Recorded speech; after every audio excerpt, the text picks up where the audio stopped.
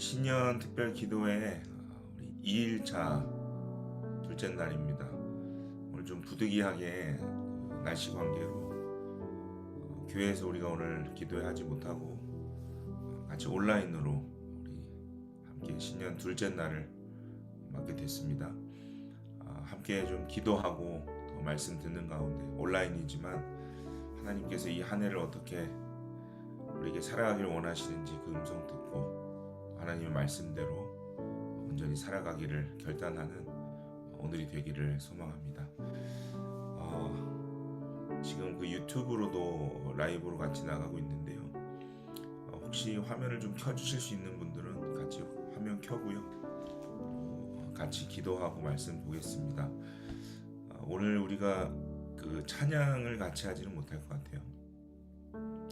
그러나 같이 기도할 때는 줌 마이크를 켜시고 같이 서로 목소리를 듣고 합심하여서 그렇게 기도할 수 있으면 좋겠습니다. 먼저 우리 말씀 듣고 또 예배하기 전에 좀 함께 기도하기 원합니다. 하나님, 오늘 이 신년 특별 기도의 둘째 날에 우리가 각자의 처소에서 기도하고 주의 말씀 듣지만 영으로 하나 되게 하시고, 또 하나님, 우리가 지금 하고 있는 일들 잠시 멈추고 온전히 주님께 집중하고 주님께 기도하며 대화할 수 있는 시간이 될 수 있게 해달라고 우리 시간 잠시 먼저 함께 합심하여 기도하며 나가겠습니다. 함께 기도하겠습니다.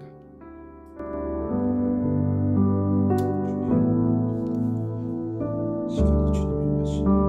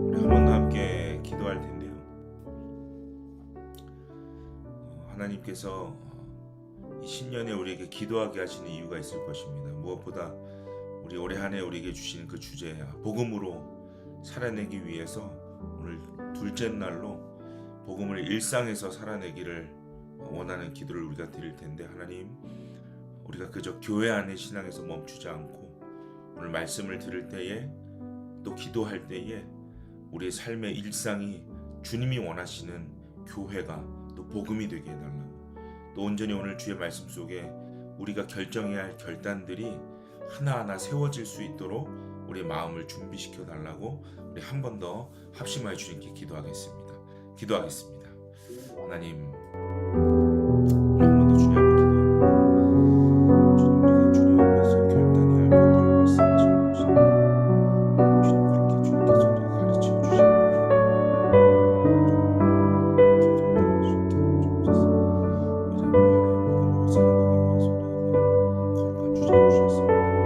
너무 승승장구했어.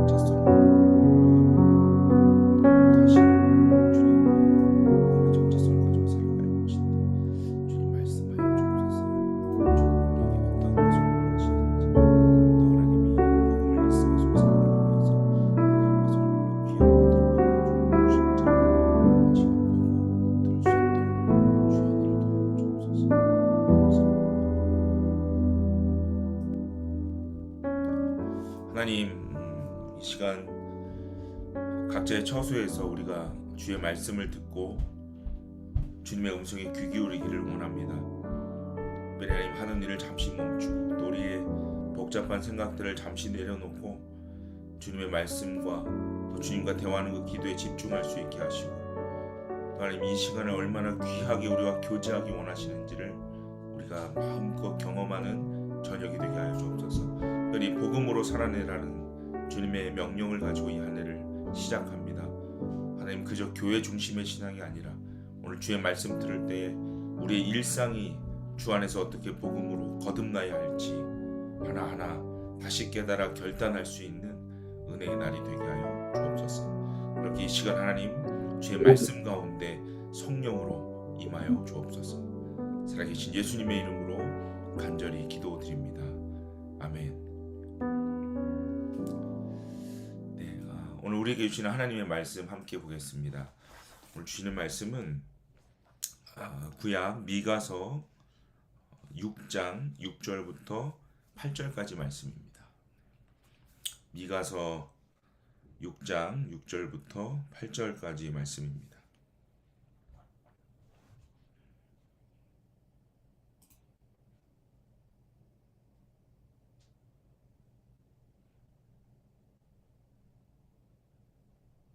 이게 제가 유튜브를 같이 해본 적이 없어서 화면이 이렇게 나가는군요. 잠시만요.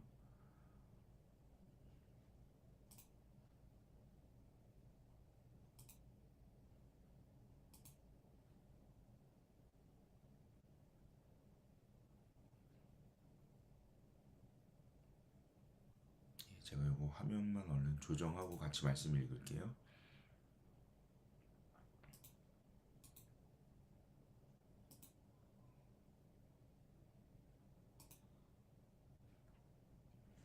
네, 우리 미가서 6장 6절부터 8절까지 우리 성경 가지고 계신 분들 우리 한 목소리로 함께 읽겠습니다. 내가 주님 앞에 나아갈 때에 높으신 하나님께 예배 드릴 때에 무엇을 가지고 가야 합니까? 번제물로 바칠 1년 된 송아지를 가지고 가면 됩니까? 수천 마리의 양이나 수만의 강줄기를 채울 올리브 기름을 드리면 주님께서 기뻐하시겠습니까? 내 허물을 벗겨 주시기를 빌면서 내 맏아들이라도 주님께 바쳐야 합니까? 내가 지은 죄를 용서하여 주시기를 빌면서 이 몸의 열매를 주님께 바쳐야 합니까? 너 사람아, 무엇이 착한 일인지를 주님께서 이미 말씀하셨다. 주님께서 너에게 요구하시는 것이 무엇인지도 이미 말씀하셨다. 오로지 공의를 실천하며 인자를 사랑하며 겸손히 내 하나님과 함께 행하는 것이 아니냐. 아멘. 오늘 우리에게 주시는 하나님의 말씀입니다.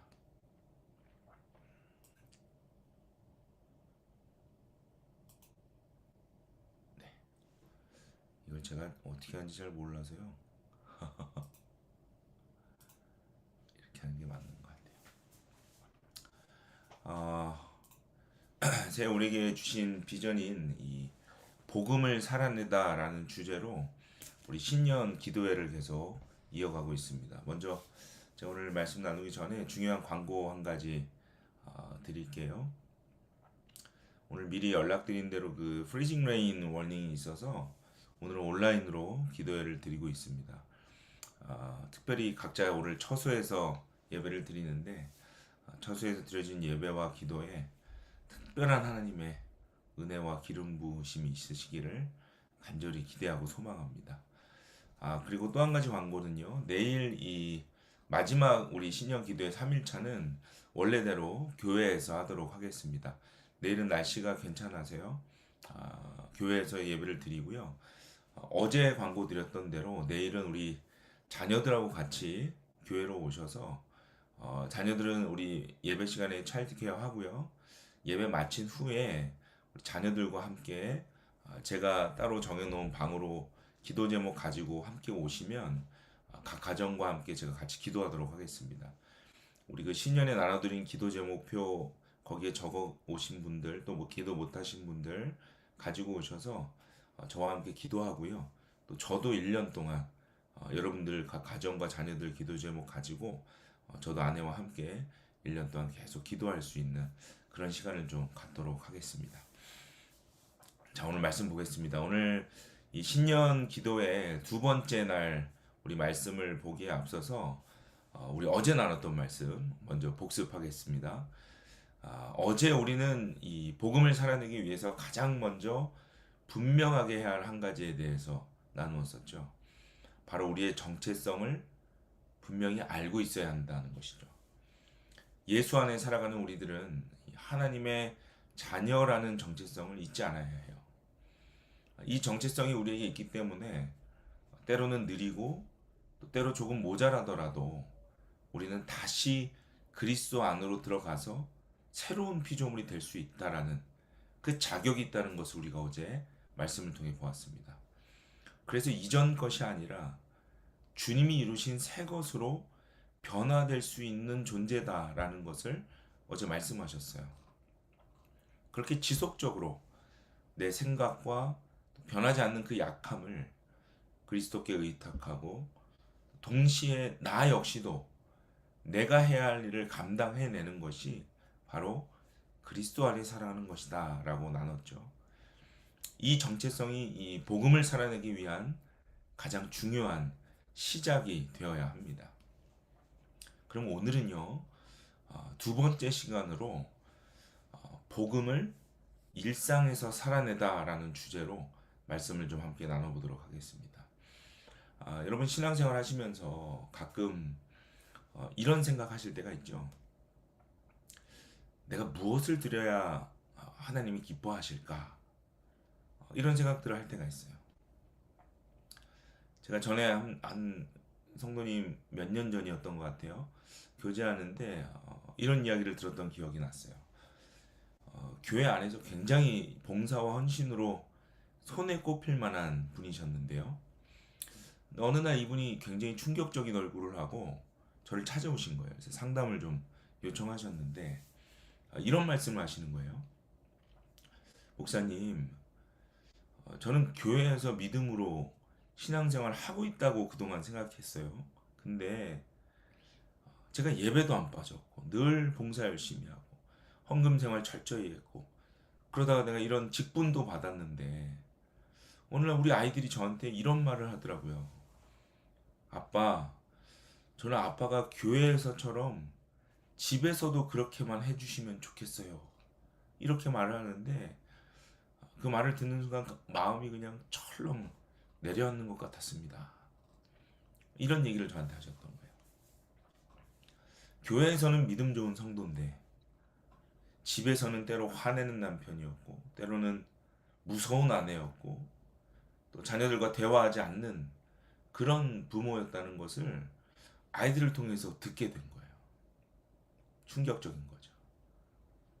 근데 여러분 우리도 이럴 때가 있죠. 우리도 직장에서는 교회와 다르게 냉정한 모습 보이고요. 또 믿음 있는 것처럼 보였지만 돈 앞에서는 항상 이 물질 앞에서는 흔들리는 것이 내 모습이었다는 것을 우리 스스로도 느낄 때가 있다는 거예요. 그때마다 우리 스스로에게 이렇게 질문하죠. 내가 정말 일상에서 이 믿음대로 복음을 살아내고 있는 건가? 혹시 교회 안에서만 내가 믿음을 말하고 있는 건 아닌가? 여러분, 오늘 저와 여러분의 삶이 어떠냐는 거예요. 그래서 오늘 말씀을 통해서 오늘 우리가 우리의 일상을 좀 돌아보고자 합니다. 우리가 정말 복음으로 일상을 살아내고 있는가? 아니, 살아내려고 하는가? 혹시 그렇지 못했다면 오늘 말씀이 우리에게 주고자 하는 답은 무엇인가? 오늘 이 질문을 가지고 주님의 말씀에 귀 기울일 때에 우리의 일상에서 복음을 살아내게 하시는 그 하나님의 도우심이 오늘 우리에게 분명한 말씀으로 오기를 기대합니다. 자, 오늘 본문 보는데요. 성경 다시 펴시고요. 오늘 본문인 미가서는 신앙이 있다고 믿는 사람들이 하나님께 질문하는 장면으로 말씀을 시작하고 있습니다. 이렇게 얘기했죠. 이미 나는 제사 잘 드리고 종교적으로도 열심히 있었는데 그런데 이런 질문이 생겼다는 거예요. 오늘 본문 6절과 7절을 다시 한번 보겠습니다. 제가 읽어드릴게요. 내가 주님 앞에 나아갈 때 높으신 하나님께 예배 드릴 때 무엇을 가지고 가야 합니까? 번제물로 바칠 1년 된 송아지를 가지고 가면 됩니까? 수천 마리의 양이나 수만의 강줄기를 채울 올리브 기름을 드리면 주님께서 기뻐하시겠습니까? 그 뒤에 뭐라 그러죠? 내 맏아들이라도 주님께 바쳐야 합니까? 여러분 이 질문을 좀 자세히 들여다보면 우리가 신앙생활에서 겪는 오해를 발견할 수 있습니다. 하나님은 무엇인가 이 대가를 지불해야 만족하실 수 있다라는 오해예요. 이 당시 이스라엘 백성들이요, 이런 오해로 신앙을 계속 이어가고 있었다는 것이죠. 많이 드리면 더 사랑받겠지. 크게 희생하면 하나님이 감동하시겠지. 또 봉사 많이 하면 누군가에게 인정받을 수 있겠지. 이런 마음들이요, 점점 커지다 보니까 결국 어떤 이 종교적인 과잉으로 이어지게 된 거예요. 오늘 이스라엘 백성들의 이 질문 속에 계속 이렇게 확장되어 가는 그 범위를 한번 보세요. 처음에 번제를 얘기했고, 그 다음 수천의 숫양, 수만의 강물 같은 기름, 심지어는 가장 자기가 사랑해야 할 아들 장자까지. 하나님을 감동시키고 하나님을 설득하기 위해서 더 큰 것, 더 강렬한 것을 드리려는 시도가 이 사람들에게 지금 이루어지고 있다는 거예요. 여러분 간혹 우리가 주변에 이단에 빠지는 이야기들을 듣게 될 때가 있잖아요. 뭐 요즘 뭐 하도 이단들이 많아서 구분도 잘 안 될 정도예요. 저도 요즘 여러분들이 이렇게 질문을 하셔가지고 제가 그 실명을 말할 수 없으니까 이 JYP 우리 교회도 있네요. JYP가 이 JYP가 운영하고 있는 이 채널, 또 그분이 운영하는 웹사이트, 이거를 제가 좀 들어가 봤어요. 여러분들이 이렇게 들어가 봤는데 처음 강의를 들었을 때 글쎄 뭐 크게 잘못됐다는 느낌을 받지 못했어요. 그래도 문제가 있다고 하니까 계속 좀 문제점을 찾기 위해서 여러 강의들을 제가 하나하나씩 계속 좀 들어봤습니다. 제 내용은 이제 나중에 다시 설명하겠지만, 들으면서 제가 가장 먼저 다가왔던 느낌은요, 강렬했다는 거예요. 그분의 표현도 강렬하지만 성경을 해석하는 이 내용들이요, 굉장히 자극적이고 강렬했어요. 그런데 문제가 뭔지 아세요? 그 해석들이 우리의 관심을 자극적으로 끌게는 하는데 하나님께서 정작 이 성경을 통해 이루고자 하시는 일과는 전혀 달랐다는 거예요. 그저 자신이 느낀 관점에서 자기가 옳다고 생각하는 그러한 자료들을 가지고 해석을 하고 있더라는 거예요. 제가 이 부분에 좀 할 말이 더 많은데 제가 좀 더 자세한 내용들은 우리 다음 주에 시작되는 이 거실반에서 거실반 2단 종교 파트 할 때 다시 자세하게 다루겠습니다. 얼른 신청들 하세요. 여러분 사람이요 점점 강렬한 것을 늘 선호한다는 거예요. 이 매주 듣는 반복되는 그런 말씀 안에서는 뭔가 새로운 것이 없다고 느끼는 게 우리의 본성이에요. 그래서 좀 더 강렬하고 좀 더 자극적인 것을 누구나 다 찾습니다. 오늘 본문의 말씀도 마찬가지죠. 어떤 종교적인 과잉이 계속 증폭되고 있는 이스라엘 백성들이 결국은 더 큰 것, 더 강렬한 것을 드리려고 하나님께 질문하고 있는 거예요. 근데 그 목적이 뭐냐는 거죠. 목적이 뭘까요? 결국은 자신들이 원하는 그 강력한 은혜를 보여달라는 것이 목적이에요. 그런데 오늘 말씀에 하나님이 그 모든 이스라엘 백성들의 그 과잉을 멈추게 하시죠. 그리고 그들에게 이렇게 말씀하십니다. 오늘 8절인데요. 우리 8절을 다시 한번 함께 읽도록 하겠습니다. 함께 읽겠습니다. 주님께서 너에게 요구하시는 것이 무엇인지도 이미 말씀하셨다. 오로지 공의를 실천하며 인자를 사랑하며 겸손히 내 하나님과 함께 행하는 것이 아니냐. 지금 하나님은 종교적 과잉에 빠져있는 이스라엘 백성들에게 지금 너희에게 필요한 것은 일상 속에서의 정직한 변화이다라고 말씀하시는 거예요. 무언가 자극적이고 무언가를 더 하려는 것이 중요한 게 아니라 정직하게 일상을 지키는 것이 중요하다고 말씀하시는 거예요. 지금 그들이 살고 있는 그 일상에서 먼저 지켜야 할 것을 지키는 것이 일상에서 복음을 살아내는 것이다 라고 말씀한 것이죠. 여러분, 이게 중요한 거예요.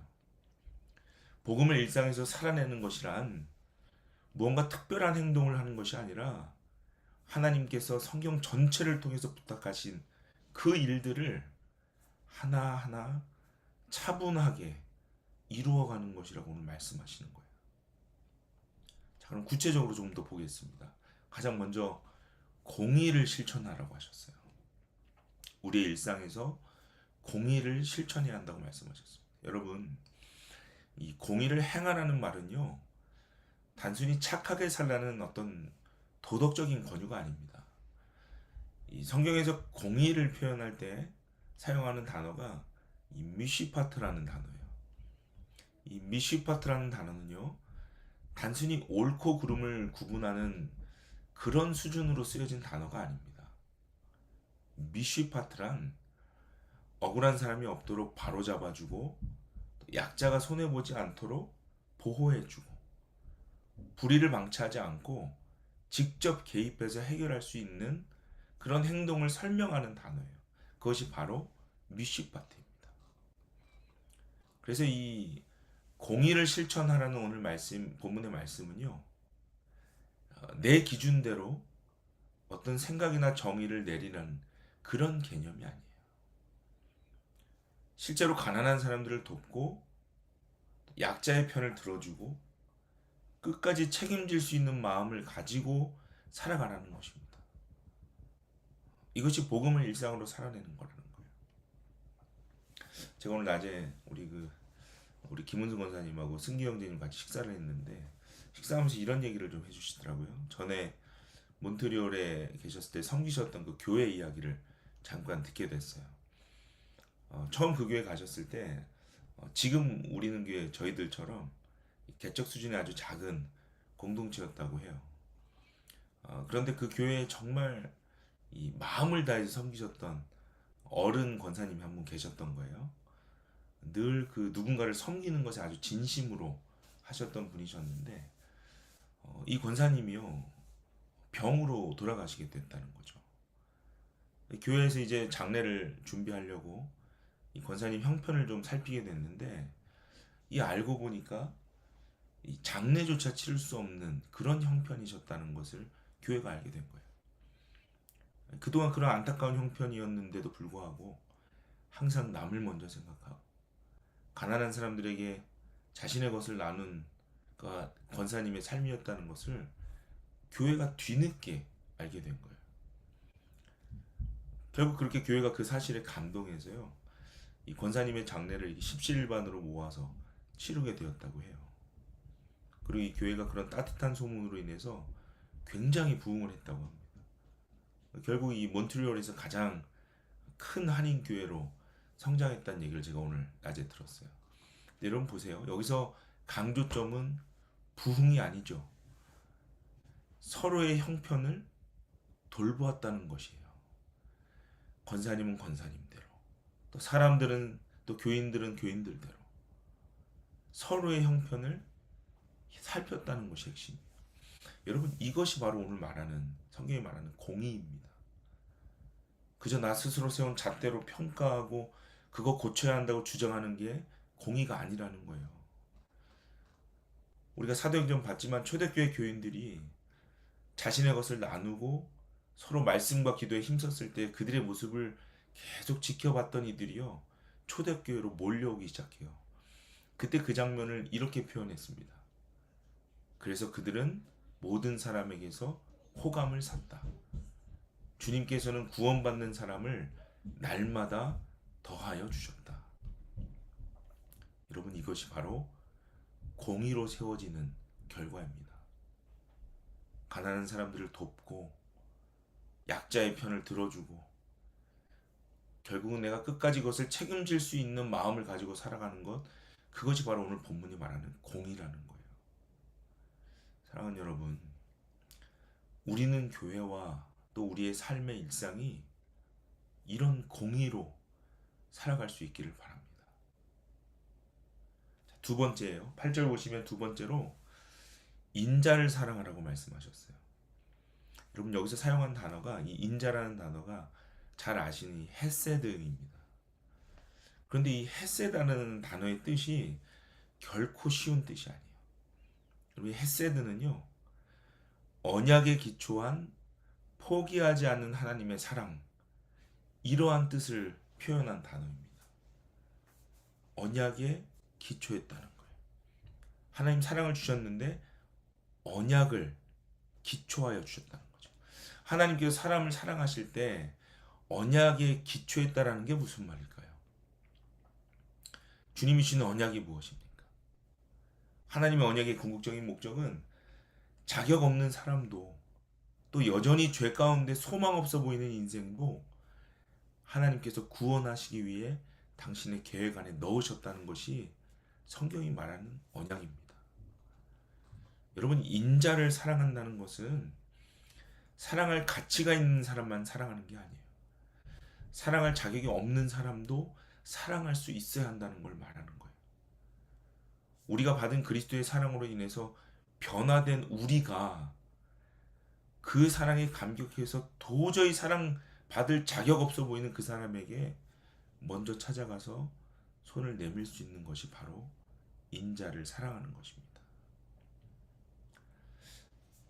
저는 오랜 시간 교회를 보면서 또 목회자 가정에서 계속 그 교회만 제가 집중하면서 평생을 살았는데 제가 오랜 시간 보면서 한 가지 분명한 교회에 대한 결론을 내린 게 있어요. 그것이 뭐냐면 교회는 완벽한 사람들의 모임이 아니라 부족해서 은혜가 필요한 사람들의 모임이라는 것입니다. 여러분 그렇기 때문에 교회는요 어쩔 수 없이 늘 서운함이 있고 오해가 있고 결국은 관계로 인한 어려움들이 있을 수밖에 없어요. 은혜가 필요한 사람들의 모임이기 때문입니다. 그런데 이러한 일이 생겼을 때요 우리가 선택할 수 있는 것은 두 가지밖에 없습니다. 그 모습 보면서 실망하고 그냥 뒤로 물러나 버릴 것인가 아니면 오늘 본문의 말씀처럼 인자를 사랑하는 길을 선택할 것인가. 여러분 오늘 이 헤세드의 인자는 우리에게 이렇게 부탁을 합니다. 하나님이 언약 안에서 나를 용납하셨듯이 나도 용납할 수 있어야 한다라고 부탁하고 있어요. 우리의 일상에서 이러한 복음의 용납이 일어날 수 있기를 바랍니다. 우리 마지막 결론입니다. 우리 마지막으로 오늘 8절에 뭐라고 말씀하셨냐면 겸손히 하나님과 함께 행하라고 말씀했어요. 우리가 앞에서 나눈 이 공의와 인자의 삶은 우리 스스로의 의지로는 불가능하다는 거예요. 하나님께서 함께 붙들어 가셔야만 가능하다는 결론을 내렸어요. 그런데 이렇게 하나님께 붙들림 바 되기 위해서는 가장 먼저 필요한 것이 겸손이라고 말씀하세요. 여러분 이 겸손이라는 것은요 주님 나는 아무것도 아닙니다 라고 고백하고 인정하는 것으로 끝나는 게 아닙니다. 겸손이라는 것은 주님 내가 주인이 아닙니다. 내 인생의 주인이 내가 아닙니다 라고 선언해 버리는 거예요. 주인의 자리, 그 주권의 자리가 주님께 있다는 것을 매 순간 인정하고 그 주도권을 넘기는 것이 겸손입니다. 그래서 여러분 우리가 때로 능력이 없어서 실패를 경험했을 때 하나님 왜 나에게 이런 일이 생겨야 합니까? 질문하기보다 이 실패를 통해서 주님 내가 쥐고 있었던 그 주도권을 하나님께 돌려드립니다 라고 기도할 수 있는 것이 겸손이고 하나님과 동행하는 것입니다. 반대로요 내 능력으로 충분히 할 수 있는 일이라도 내가 할 수 있습니다가 아니라 주님 제가 열심히 해보겠습니다. 그러나 주님의 뜻이 이 일을 통해 이루어지도록 주님이 그 주도권을 가져가 주십시오. 그렇게 내어드릴 수 있는 것이 겸손이고 하나님과의 동행입니다. 오늘 말씀을 정리하겠습니다. 오늘 우리는 복음을 일상으로 살아내다라는 주제로 말씀을 나눴습니다. 여러분, 교회에서만 보이는 이 종교적인 과잉에서 이제는 멈춰야 할 때입니다. 그 믿음을 이제는 우리 일상으로 옮겨서 공의와 인자로 모든 상황과 관계를 다시 이어가야 할 때입니다. 여러분, 복음으로 일상을 살아낸다는 것은 그저 예배당 안에서만 머무는 감정이 아니에요. 집으로 돌아가서, 직장으로 가서, 사람을 만나는 그 자리에서 우리의 말을 바꾸고 선택을 바꾸고 관계를 바꾸는 능력입니다. 그래서 복음으로 일상을 살아낸다는 것은요, 어떤 거창한 일이 아니에요. 자극적인 일이 아닙니다. 여러분, 그것은 누군가를 위해서 다시 이해하려고 애쓰는 것이고요. 미워할 충분한 이유가 있지만 용서하기로 선택하는 것이고, 보이지 않게 성실하게 책임을 다하는 것이고, 결국 내 뜻보다 하나님의 뜻을 먼저 물으며 주도권을 내어드리는 것입니다. 사랑하는 여러분, 오늘 이렇게 우리 일상을 좀 다시 돌아보시기를 바라요.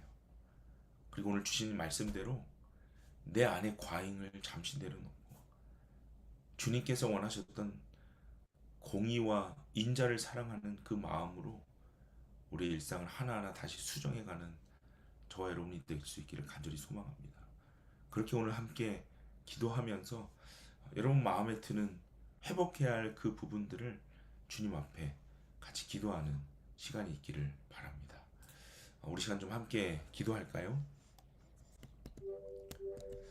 시간 좀 함께 기도할 때 먼저는 우리의 모습을 좀 돌아보는 기도를 드리면 좋겠어요.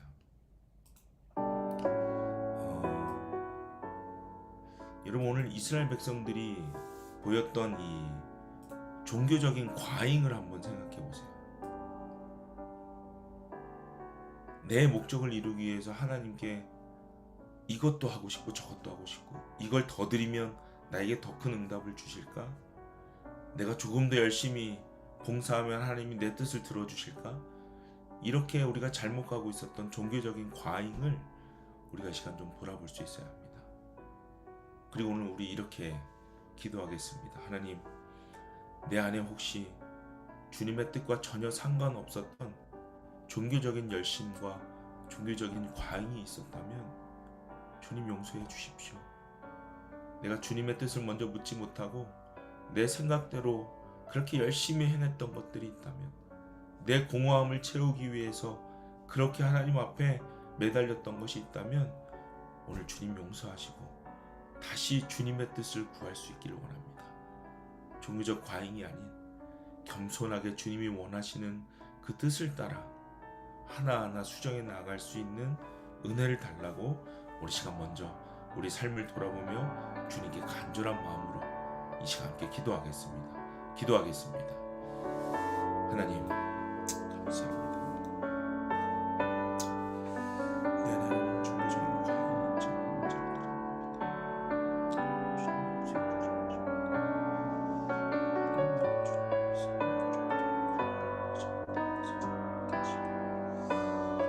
주님께서 말씀하시고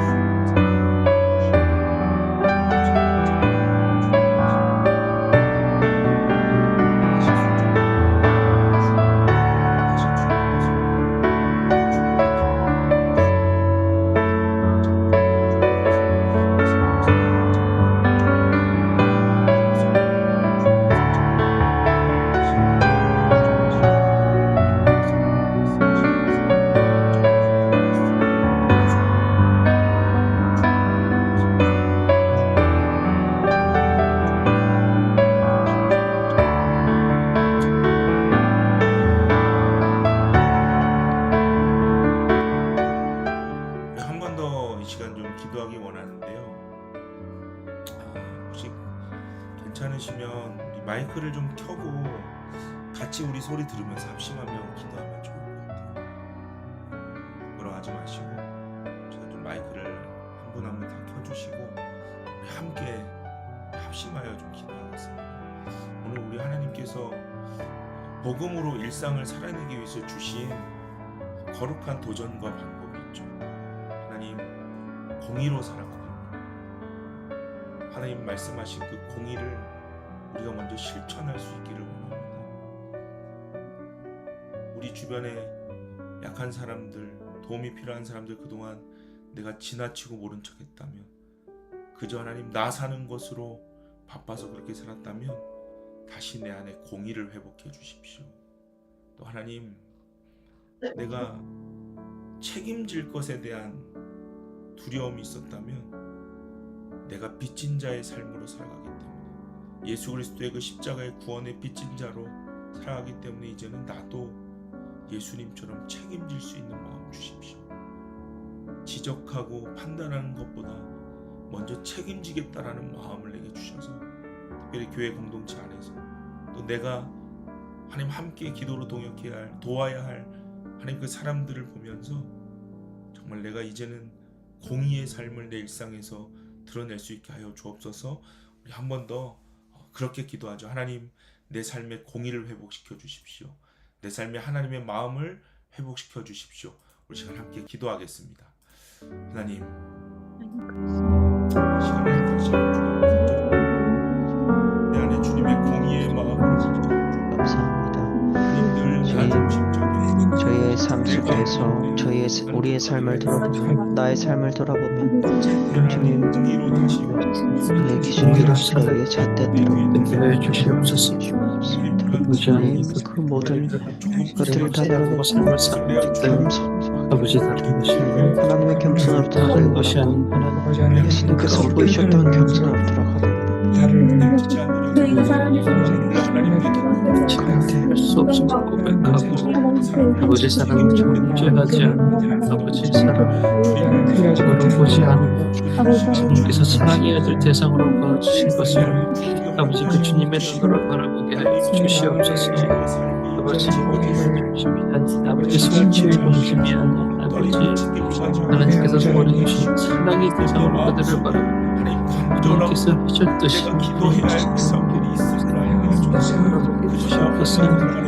충고의 마음을 주시고 그들을 위해 이야기하고 말하고 아버지 그들을 위해 그들의 가정을 위해 아버지 기도할 수 있는 마음을 주시옵소서. 아버지 기도할 수 있는 아버지 힘을 주시고 기도할 수 있는 아버지 주시옵소서. 가정을 위해서 개인을 위해서 아버지 교회를 위해서 이웃을 위해서 정말 아버지 중요한 사람들을 위해 아버지 비방하고 정죄하고 아버지 다스리는 것이 아니고 아버지 기도하게 하는 사람 그 생각을 바꿔주시옵소서. 우리 한 번 더 이 시간 기도할 때에 오늘 주신 말씀 세 번째 우리에게 주시는 도전이었어요. 하나님께서 인자를 사랑하라고 하셨습니다. 여러분, 인자를 사랑한다는 것은 사랑할 가치가 있는 사람만 사랑하는 것이 아니라고 말씀드렸죠. 헤세드, 우리를 그 언약 안에 놓으셔서 가치 없었던 우리를 받아주신 그 하나님의 사랑을 이제는 우리도 우리 이웃들에게 행해야 되는 것입니다. 하나님, 자격 없는 나를 선택하신 그 사랑 잊지 않고 이제 나도 사랑할 수 있게 해주십시오. 도저히 용서할 수 없는 그 대상을 향해서 하나님 마음을 주셔서 먼저 가서 손을 잡을 수 있는 용기를 주십시오. 그리고 주님, 내가 정말 주님의 그 사랑 받은 자답게 그 인자를 사랑할 수 있는 능력을 성령을 통해 공급받게 해달라고 오늘 시간 함께 기도할 텐데요. 특별히 지금 기도하실 때에 아마 생각나는 사람들이 있을 것 같아요.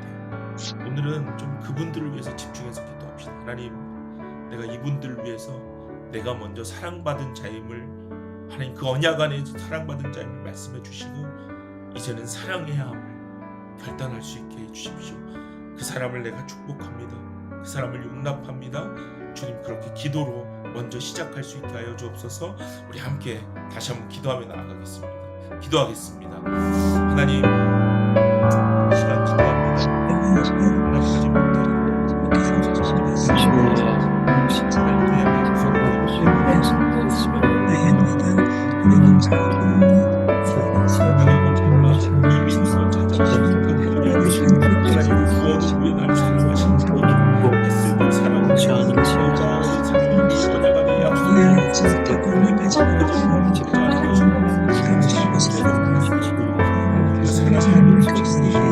나도 그 사람 기도할 수 있어. 어떤 기도가 시작되는지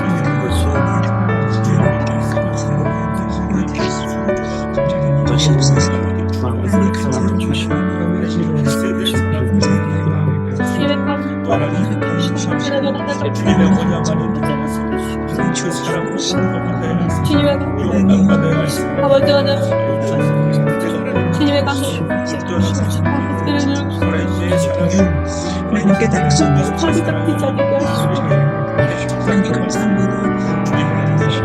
자기 잡기 자기가 지금 되지 않게 하시고 아버지 가운데서 분명하게 듣게 해주시고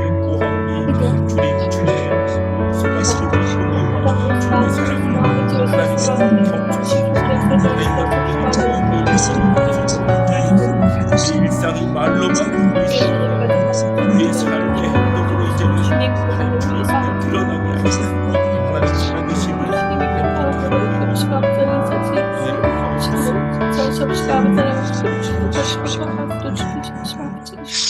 우리 이 시간 마지막으로 함께 기도하기 원합니다. 우리 교회를 위해서 이 시간 좀 함께 합심하여 기도하겠습니다. 하나님, 우리는 교회가 정말 이 공의가 있는 교회가 되게 해주십시오. 우리는 교회를 찾아오는 모든 이들에게 책임지는 교회라는 그 분명한 믿음을 줄 수 있는 교회 되게 해주십시오. 그러기 위해서 교회인 우리가 함께 그 공의를 지켜나갈 수 있게 해달라고, 또 하나님 우리는 교회 안에 인자를 사랑하는 마음이 끊이지 않게 해달라고 기도해주세요. 하나님 헷세대의 그 사랑, 우리는 교회로부터 계속해서 이 땅에 흘러나아갈 수 있게 해달라고, 무엇보다 겸손한 마음으로 하나님과 동행하는 교회 될 수 있게 해달라고, 특별히 이 성전 이전하는 이 기간 동안 이것이 온전히 회복되어져서 새로운 성전 안에서 정말 주님의 교회다운 모습을 우리가 마음껏 이 땅 가운데 드러낼 수 있게 해달라고, 무엇보다 우리가 주님의 교회 되어서